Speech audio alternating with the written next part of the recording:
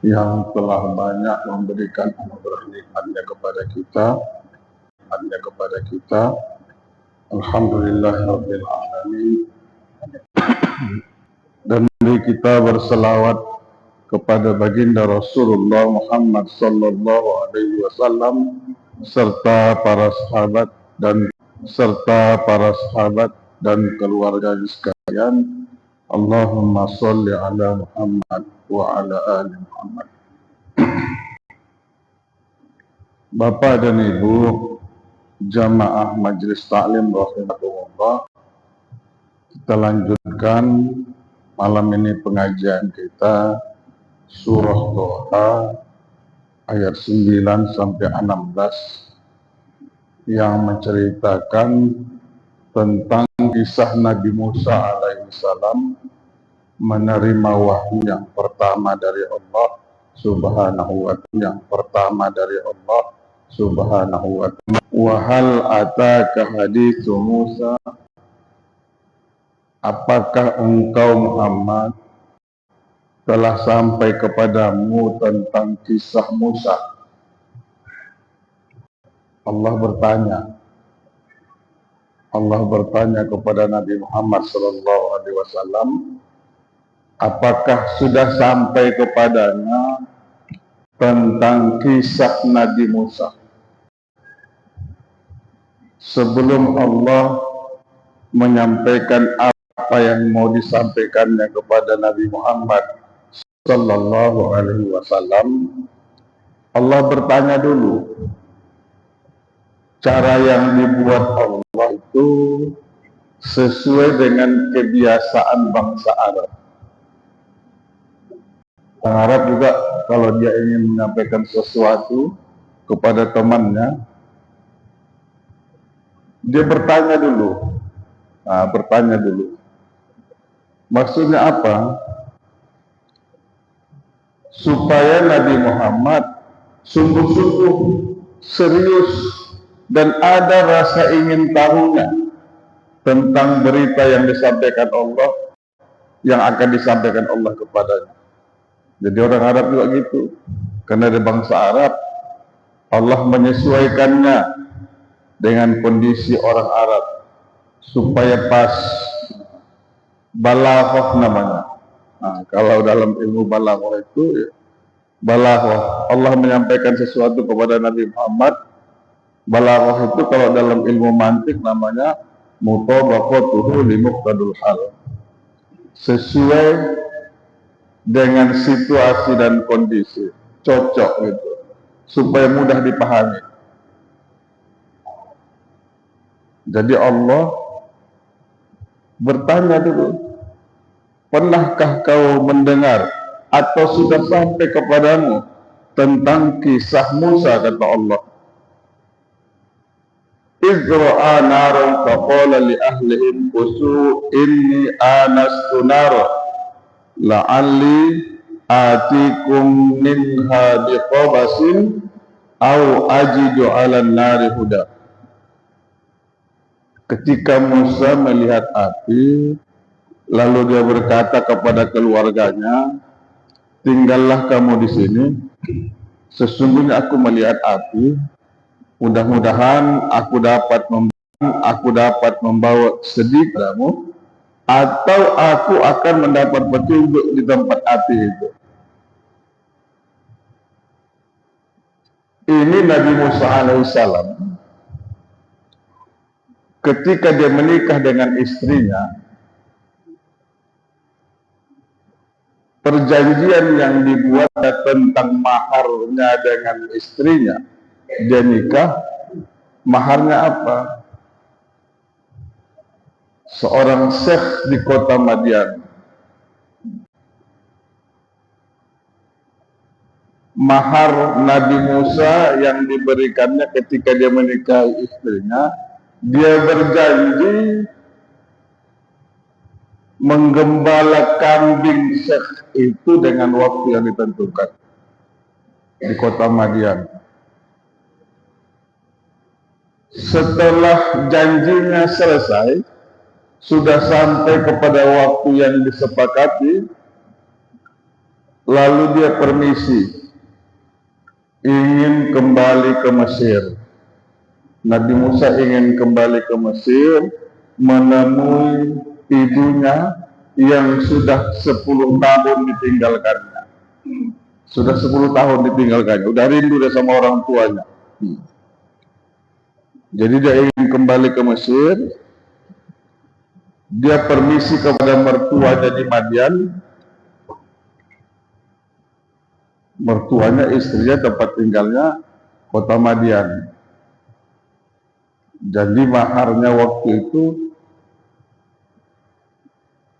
dia mengembala kambing Syekh kota Madian itu dengan waktu yang ditentukan. Setelah selesai, lalu dia menemui mertuanya, dia permisi, kalau orang asahan incek, aku pulang laku dulu ke Mesir ya incek ya. Sudah 10 tahun aku tinggal. Nah, udah rindu aku. Nah, mau ke sana aku. Lalu dalam perjalanan mereka dari Madian menuju Mesir, Nabi Musa alaihissalam tidak melintasi jalan yang biasa dijalani orang, karena di sana banyak penjahat. Kalau mereka lewat jalan itu, dia khawatir nanti keluarganya itu dapat gangguan dari Raja Sam. Jadi ada orang yang di sana terus memperhatikan orang yang lewat, nanti bisa sampai kepada raja, lalu raja mengganggu mereka. Apalagi yang mau lewat itu Musa. Lalu Nabi Musa membawa keluarganya dari lereng-lereng bukit yang tidak dilewati orang. Sementara istrinya dalam keadaan hamil tua. Akhirnya di lereng bukit tersebut dalam keadaan gelap gulita, istri Nabi Musa melahirkan di sana. Tak ada bidannya, nggak ada rumah sakit sana. Rumah sakit Permata Hati nggak ada, Wirahusada juga nggak ada, klinik utama nggak ada. Dia melahirkan sendiri di gelap gulita itu.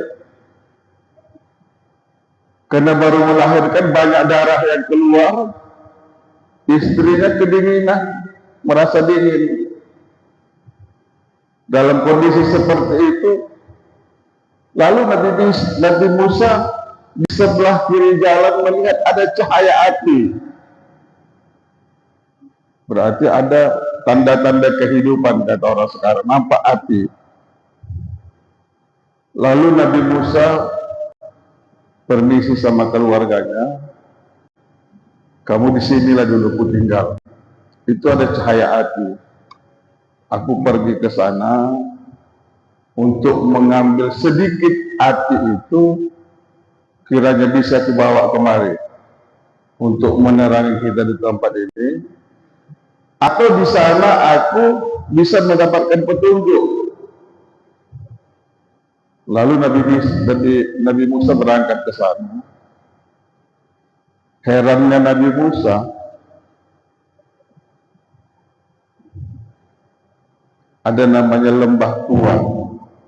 Lembah tua, T-U-W-A, tua, ya, tua. Ada lembah tua di dekat Bukit Turisina. Di sanalah sumber api yang dilihat oleh Nabi Musa itu. Herannya dia, cahaya api itu putih. Di sekitar api itu ada pohon-pohon kayu yang daunnya hijau. Begitu putih dan jernihnya cahaya api itu, tidak merubah warna daun pohon-pohonan yang ada di sekitar itu. Daun pohon-pohonan itu tetap hijau. Kemudian cahaya putih dari api itu juga tidak, apa namanya, daun-daun hijau yang ada di sekitar itu tidak mempengaruhi cahaya putih yang merupakan sumber api yang dilihat oleh Nabi Musa alaihissalam.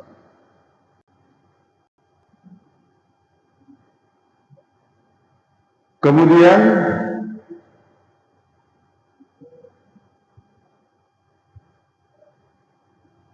Nabi Musa berusaha untuk mendapatkan api tersebut, tetapi usahanya itu belum berhasil. Kemudian secara tidak disangka-sangka dia mendapat panggilan. Ada yang memanggil dia.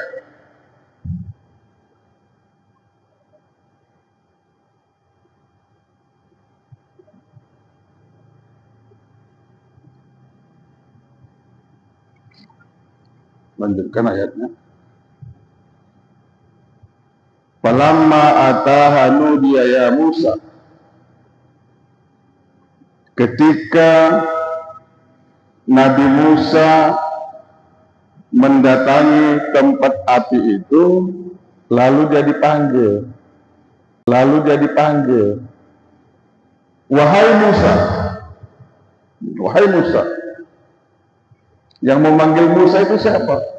Allah Subhanahu wa ta'ala.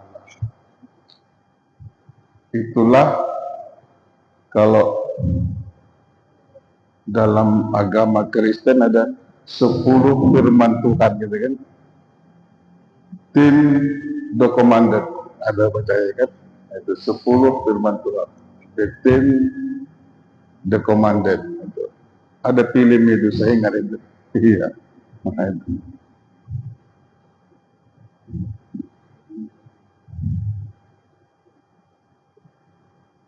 Dalam Al-Quran yang merupakan salah satu dalil bahwa Allah itu bersifat kalam, berkata-kata, kaunuhu mutakalliman, keadaannya berkata-kata.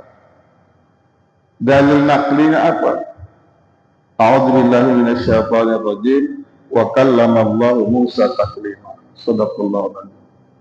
Allah telah berbicara, berkata-kata dengan Musa dengan perkataan yang sempurna. Kata Allah, wahai Musa, inni ana rabbuka fakhla' na'laika innaka bil wadil muqaddasi tuwa. Sungguh aku adalah Tuhanmu, maka lepaskan kedua terompahmu, karena sesungguhnya engkau berada di lembah yang suci. Kata Allah, Musa, lepaskan terompahmu, jangan kau pakai terompah di sini. Aku adalah Tuhanmu. Ini tempat suci. Kata Allah Subhanahu wa ta'ala kepada Nabi Musa. Wa anak tartuka fastami' lima yuha. Dan aku telah memilih engkau, maka dengarkanlah apa yang akan diwahyukan kepadamu. Jadi pengangkatan Musa sebagai Rasul juga sama seperti Nabi Muhammad SAW. Pelantikan mereka itu diawali dengan penyampaian wahyu yang pertama. Musa juga diangkat menjadi Rasul, dia menerima wahyu yang pertama dari Allah Subhanahu wa ta'ala. Nabi Muhammad diangkat menjadi Rasul, dia juga menerima wahyu yang menjadi Rasul, dia juga menerima wahyu yang pertama, surah Al-Alaq ayat 1 sampai 5. Cuma bedanya, Nabi Musa langsung dari Allah.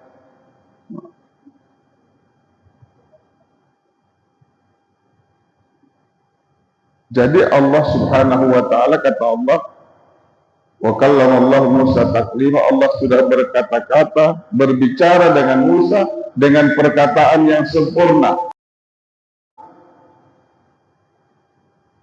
Jangan berpikir, mak, pakai bahasa apa orang tuh? Allah pakai bahasa apa ngomong dengan Nabi Musa? Dengan bahasa Allah. Bahasa Allah itu bagaimana? Kalam Allah itu tidak berhuruf dan tidak bersuara. Tidak berhuruf dan tidak bersuara. Di dalam ayat ini kalau dibahasa Arab kan begitulah arti daripada panggilan Allah itu. Wahai Musa, lepaskan terompahmu, kata Allah. Ini lembah suci.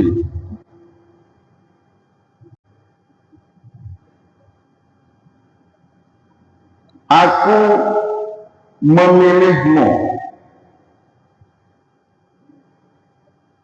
Dan dengarkan akan wahyu yang akan kusampaikan kepadamu, kata Allah. Jadi kalau Nabi Muhammad dengan perantaraan Jibril, pengangkatan Nabi Muhammad menjadi seorang Rasul di Gua Hira, dia menerima firman Allah yang pertama melalui perantaraan Jibril. Nabi Musa langsung berbicara dengan Allah Subhanahu wa Ta'ala menurut bahasa Allah. Allah itu berkata-katanya tidak berhuruf dan tidak bersuara. Kalau dia berhuruf, umpamanya kemana? Ada hurufnya. K, E, M, A, N, A, kemana? Ada hurufnya. Kedengaran suaranya kuat atau pelan. Kalau dia berhuruf dan bersuara, berarti Allah samalah dengan makhluk ciptaannya. Sementara Allah mempunyai sifat mukhalafatuhu bil hawadits. Allah itu tidak sama dengan yang baharu. Baharu itu yang diciptakannya, yang dijadikannya. Berbicaranya Allah tidak sama dengan bicaranya manusia. Berbicaranya Allah tidak sama dengan bicaranya hewan ciptaannya. Tidak bersuara dan tidak berhuruf. Jangan pula nanti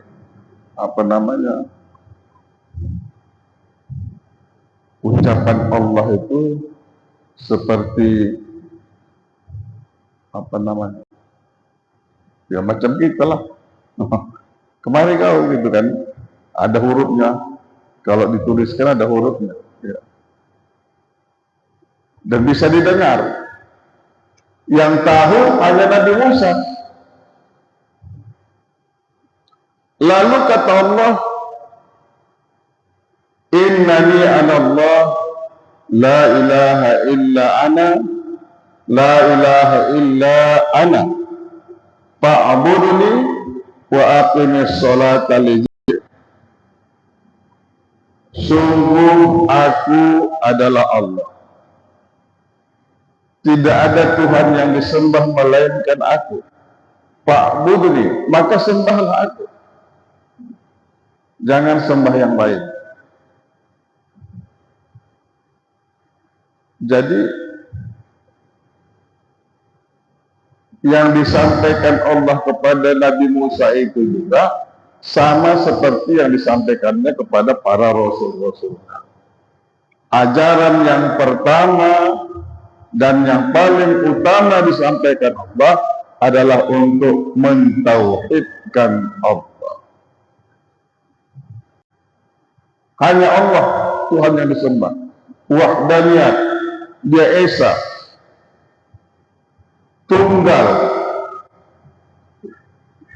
tidak punya ayah, tidak punya anak. Lam yalid wa lam yulad. Tidak pernah beranak dan tidak pernah diperanakkan. Maksudnya nggak pernah beranak itu nggak punya anak dia. Kalau dia punya anak ada istrinya itu kan. Dan dia tidak pernah diperanakkan. Maksudnya Allah itu tidak punya ibu dan tidak punya ayah.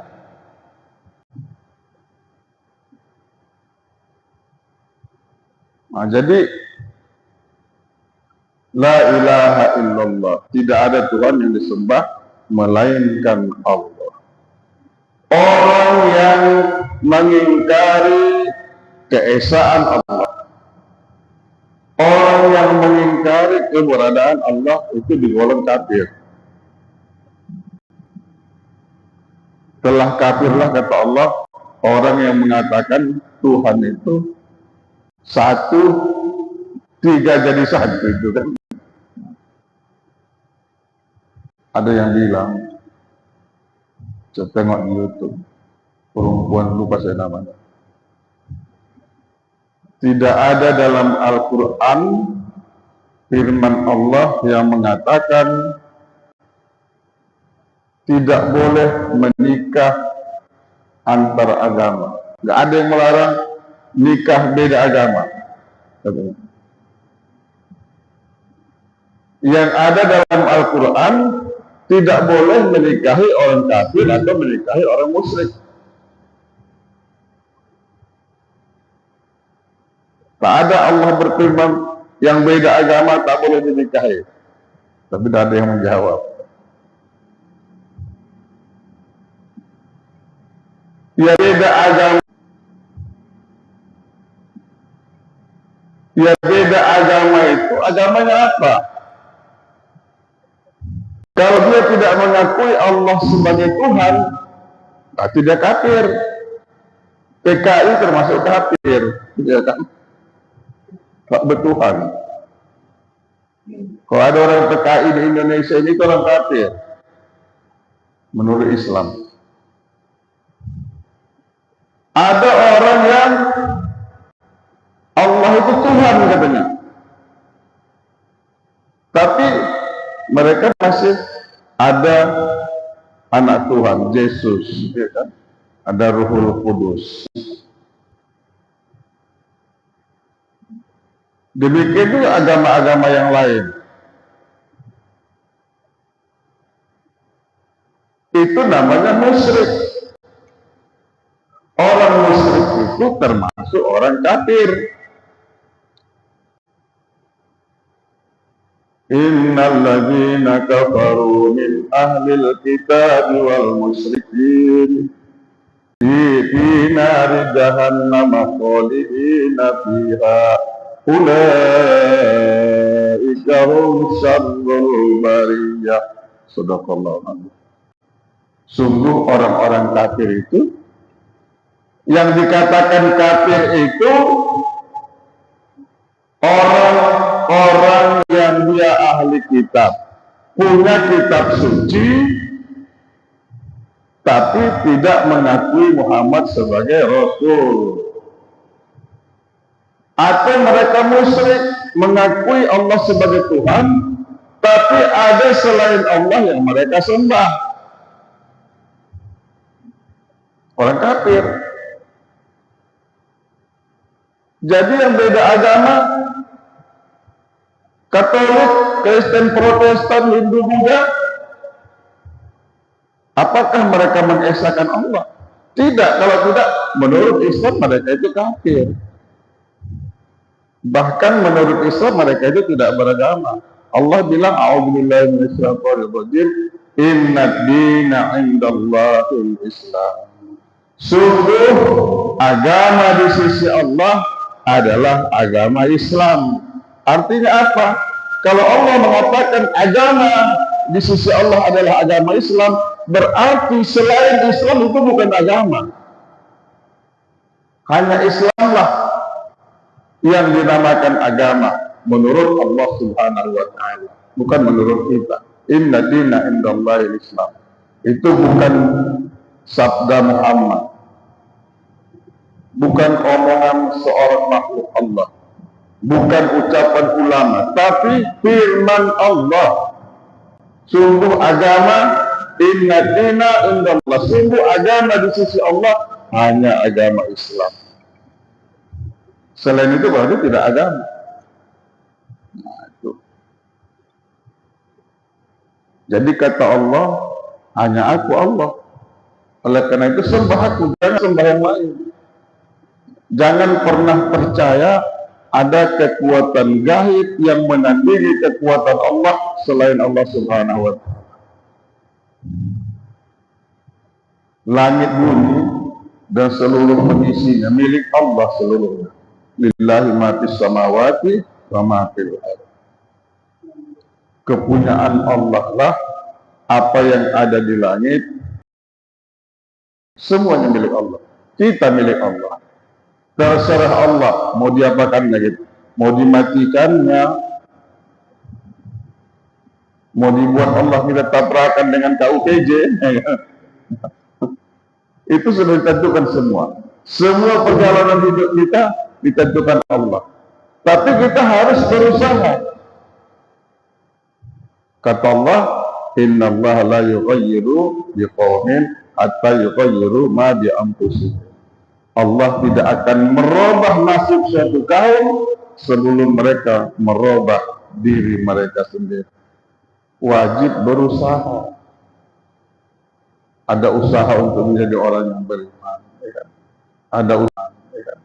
Ada usaha untuk menjadi hamba yang dimuliakan oleh Allah Subhanahu wa taala. Kalau nggak ada usaha, ya contohnya adalah pokoknya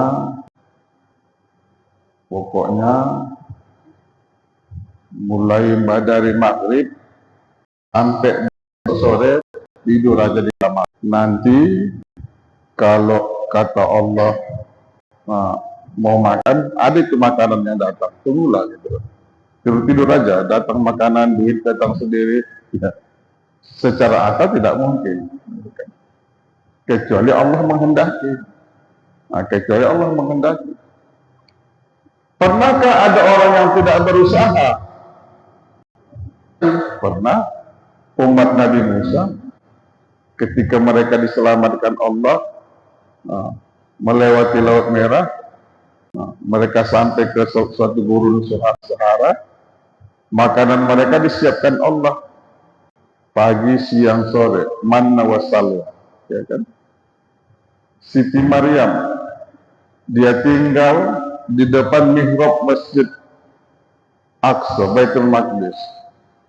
Nabi Zakaria ketika dia datang menjenguk Siti Maryam terkejut, kok ada hidangan di sini? Dari mana hidangan ini, kata Nabi Zakaria? Dari Allah, kata Siti Maryam. Kalau Allah menghendaki bisa. Idza arada syai'an ayaqula lahu kun fayakun. Macam lampu Aladin digosok aja gitu jadi kan. Kun, kata Allah. Jadi dunia ini kun, hancur, kata Allah. Satu detik bisa langit dan bumi ini hancur berantakan kalau Allah mau. Lalu kata Allah Subhanahu wa taala, bagaimana caranya kita mengabdikan diri kepada Allah? Wa aqimis sholata li dzikri, dirikan salat untuk mengingat. Jadi dari dulu pun salat itu adalah ibadah yang paling utama. Cuma sholat umat Nabi Musa dulu 2 kali sehari. Makanya ketika Nabi Muhammad Mi'raj dapat kewajiban 50 waktu dari Allah Subhanahu wa taala untuk sholat dalam sehari semalam, Nabi Musa menyarankan menghadap sama Tuhan, sama Allah, minta pengurangan, minta diskon. Berulang-ulang kali Nabi Muhammad minta kepada Allah, akhirnya tinggal 5. Itu pun disarankan Nabi Musa, balik lagi ke atas. Umatku 2 kali sehari semalam, gak sanggup mereka melaksanakan sholat. Ini 5 kali. Umatku orangnya ganteng-ganteng, besar-besar. Umatku nanti senekor-senekor, semeter kotor, ya kan? Betul kok yang dibilang Nabi Musa itu. Buktinya sampai sekarang umat Nabi Muhammad banyak yang tak melaksanakan sholat yang 5 waktu sehari semalam. Islam juga dia. Kalau dibilang dia nggak Islam, dibacok nyawa. Tapi nggak sholat. Ada juga orang sholat sekali aja. Orang kampung saya bilang lobe maghrib, maghrib aja sholatnya. Ada yang 2 kali, subuh sama maghrib. Lobe maghrib kata orang kampung saya, maghrib saja. ada terus absen. Tah di mana, pokoknya siang sama malam rata aja sama dia.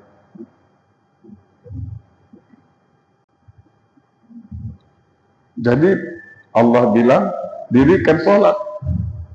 Nabi Musa ketika pertama kali diangkat jadi Rasul, kewajiban pertama yang disampaikan Allah kepadanya sholat. Sholat. Nabi Muhammad juga sholat itu jemputnya langsung ke angkasa luar sana bertemu dengan Allah. Ya.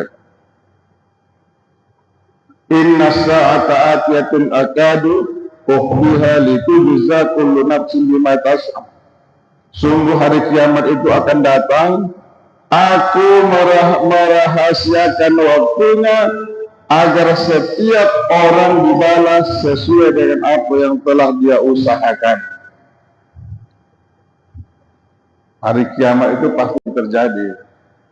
Kapan hari kiamatnya terjadi? Itu dirahasiakan Allah. Hanya Mama Loren yang bilang pernah. Kiamat hari Jumat tahun depan, tanggal 10 Muharram.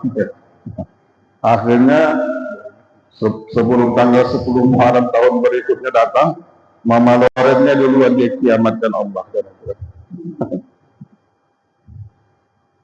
Pasti datang. Tapi kapan? Sama dengan ajal kita. Kita manusia yang merupakan hamba Allah ini pasti mati. Tak ada yang kita dia nggak mati. Tapi kapan? Dirahasiakan Allah. Kalau dikasih tahu Allah, kapan kita mati? Dikasih tahu Allah kapan dunia ini kiamat, nggak sempat kita nih sholat berjamaah di sini, nggak sempat kita muzakarah, nggak sempat kita bersilaturahim. Kenapa? Kacau dunia ini. Semua orang melakukan tindakan-tindakan sesuai dengan keinginannya. Seminggu lagi nanti aku meninggal, baru aku taubat. Nah itu kan.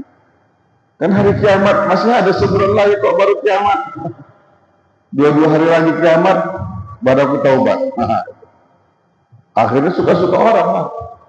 Mungkin sebelum sholat maghrib, sesudah azan di masjid ini berdisko dulu. Nah, disko, ya kan.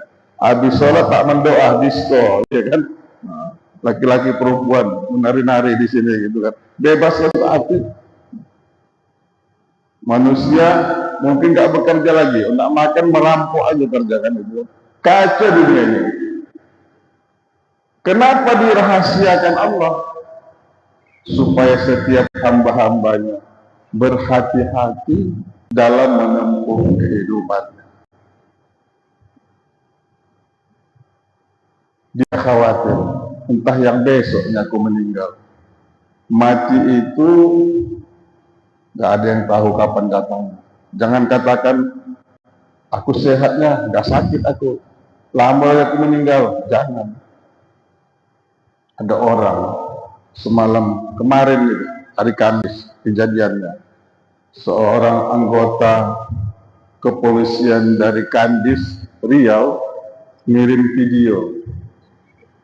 Ada orang yang hobinya memancing, hati-hati nih, hobi memancing.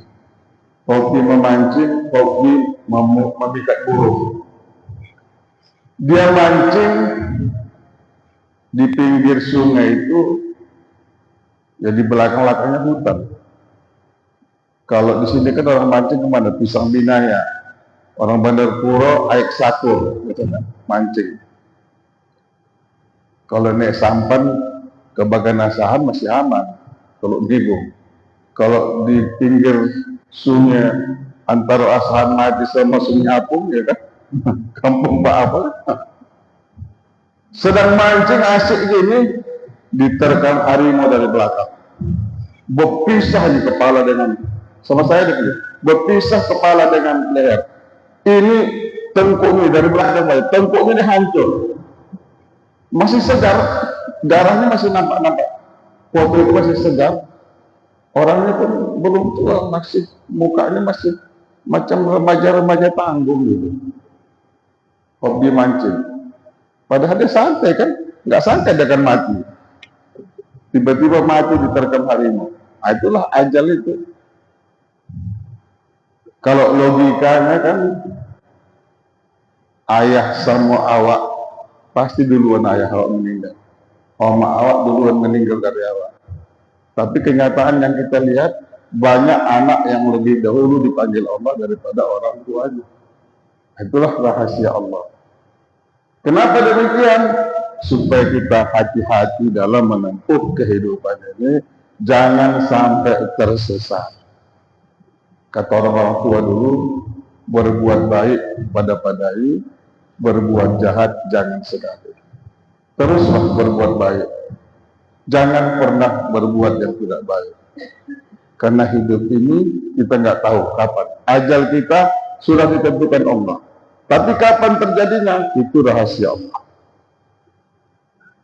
Lalu kata Allah, fala yasuddannaka anha man la yu'minu biha wattaba'a hawahu fatarda. Janganlah engkau dipalingkan dari kiamat itu oleh orang yang tidak beriman kepadanya dan oleh orang yang mengikuti keinginannya yang menyebabkan engkau binasa.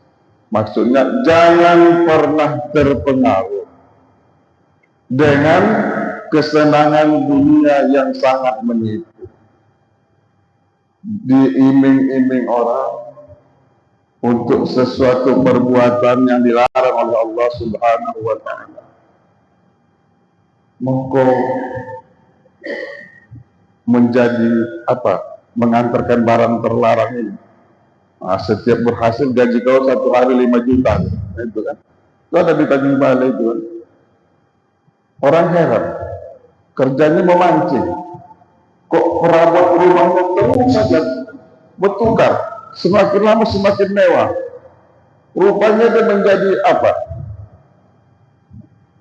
Pengantar narkoba. Dia mancing di tengah sungai sana. Nanti ada yang ngantar barang haram itu sama dia. Lalu barang haram itu dia yang bawa ke Tanjung Balai. Setiap selamat 5 juta sama dia. Ya sedikit lah itu. Sabu-sabu 1 kilo kan 1 M. 5 juta berapa lah itu? Akhirnya ditangkap juga dia. Jatuh hukuman 15 tahun kan. Syukur-syukur masih dijatuhi hukuman, masih sayang Allah sama dia. Masih ada waktunya untuk bertaubat. Kalau langsung meninggal, langsung meninggal. Begitu ketahuan naik darah tingginya langsung dead, ya kan? Tak sampai taubat. Nah, itu yang paling bahaya. Jadi jangan pernah terpengaruh dengan sesuatu perbuatan yang dilarang oleh Allah Subhanahu wa ta'ala, apapun iming-imingnya. Untuk kehidupan kita di dunia ini. Dunia ini hanya sementara.